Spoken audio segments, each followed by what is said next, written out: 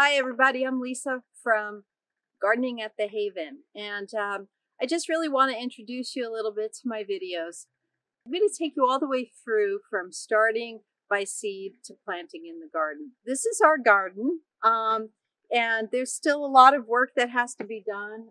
This is how I left it in the fall. It's now the end of March, and there's going to be a bunch of work.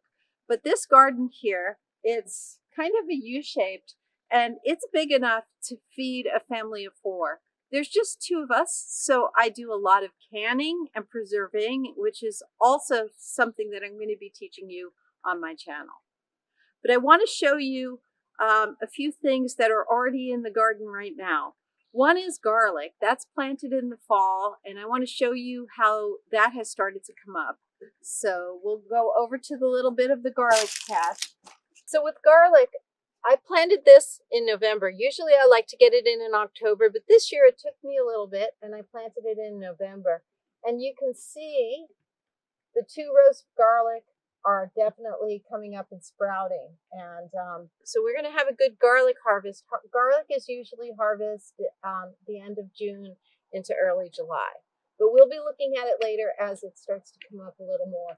And then if we come over here, this is how my strawberry patch looks after wintering.